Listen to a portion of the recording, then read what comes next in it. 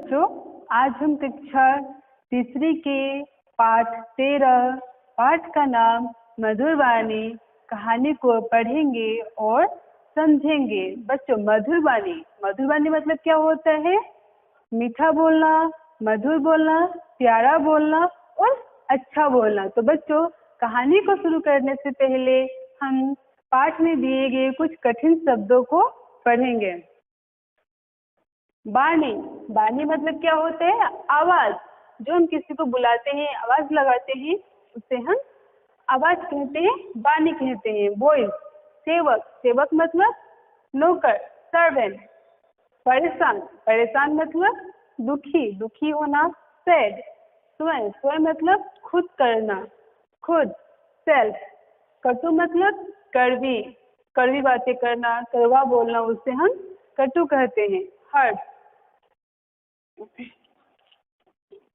बच्चों, इस कहानी में हम सीखेंगे कि हमें हमेशा मधुर वाणी यानी कि मीठा प्यारा बोलना चाहिए, क्योंकि मीठा बोलकर हम सबके प्रिय बन सकते हैं और व्यक्ति को अपने बस में कर सकते हैं। परंतु वही जब हम कड़वी बात बोलते हैं तो हमें कोई पसंद नहीं करता। तो इसीलिए बच्चों, हमें हमेशा मीठा ही बोलना चाहिए, क्योंकि बच्चों, वाणी हमें ईश्वर की ओर से अनमोल भेंट मिली है। वाणी का हमारे जीवन पर विशेष अधिकार है। मनुष्य आज इतनी उन्नति कर पाए हैं, तो बच्चों, हमारे जीवन में मधुरता जितना अधिक होगा, हम उतने ही सबके प्यारे बन सकते हैं। हमारे बोली में मधुरता के साथ साथ शिष्टता भी होनी चाहिए, ताकि हमारे बातों से किसी को बुरा ना लगे। क्योंकि बच्चों, हमारी वाणी ही हमारी शिक्षा, दीक्षा और हम कैसे परिवार से हैं उसका परिचय देता है। क्योंकि बच्चों, आप जब अच्छा बोलेंगे तब लोग आपको कहेंगे कि यह कोई अच्छा परिवार से है, इसकी संस्कार अच्छी है, इसकी शिक्षा दीक्षा अच्छी हुई है। तो इसीलिए बच्चों, हमें हमेशा मीठा और प्यारा ही बोलना चाहिए। तो आइए बच्चों, हम कहानी को शुरू करते हैं। बच्चों, ये बहुत पुराने समय की बात है। एक बार की बात है कि राजा शिकार खेलने अपने सेवकों के साथ वन मतलब जंगल में गए थे। कुछ समय बीतने पर राजा को प्यास लगी। उसने अपने सेवक से कहा, जाओ कहीं से मेरे लिए पानी लेकर आओ। सेवक पानी की तलाश करते करते एक कुटिया के पास गया।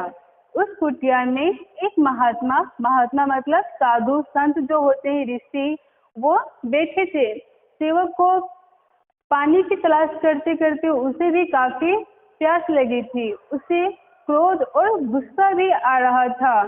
सेवक कठोर स्वर में महात्मा से कहा, अरे बुढ़े, मुझे पीने के लिए पानी दे दो।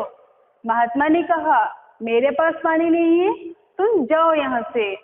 क्योंकि महात्मा ने ऐसे पानी के लिए मना क्यों किया? क्योंकि सेवक महात्मा से कटु स्वर में बात कर रहा था, इसीलिए महात्मा ने उसे पानी के लिए मना कर दिया। फिर सेवक ने क्या था, अरे बुढ़े, तू मुझे जानता नहीं मैं कौन हूँ? मैं महाराज का सेवक हूँ, तू मुझे पानी के लिए मना कर रहा है। फिर महात्मा ने क्या कहा, होगे तुम सेवक, किसी के भी सेवक। फिर बच्चों, महात्मा ने क्या कहा सेवक से, तुम किसी के भी सेवक होगे, तुम्हारे महाराज कोई भी हो, और उसे पानी नहीं दिया और उसे वहां से जाने को कह दिया और कहा, जाओ अपने महाराज से कह दो मैंने पानी नहीं दिया। फिर सेवक ने लौटकर महाराज से अपनी सारी बात कह दी।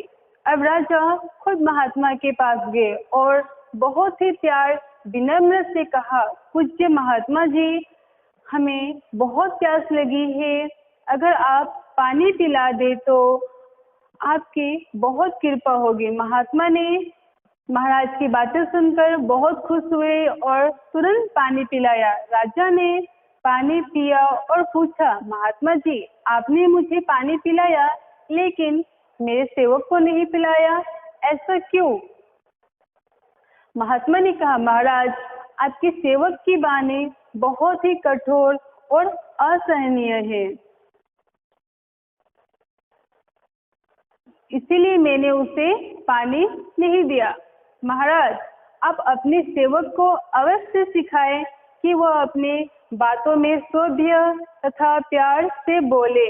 तो बच्चों सच ही कहा है, मीठी बोली से हम किसी का भी दिल जीत सकते हैं। तो बच्चों इस कहानी से हमें शिक्षा मिलती है कि हमें हमेशा मीठा प्यारा ही बोलना चाहिए, क्योंकि मीठा बोलने वाले बच्चों को सभी पसंद करते हैं और कटु बोलने वाले बच्चों को कोई पसंद नहीं करता, सब उन्हें दूरी भगाते हैं, और जो मीठा बोलते हैं सब उन्हें अपने पास बुलाते हैं और प्यार से जो भी उनको चाहिए वो देते हैं। इसलिए बच्चों हमें कभी भी किसी से कटु स्वर में बात नहीं करनी चाहिए, सबको इज्जत देनी चाहिए और सबसे प्यार से बात करनी चाहिए।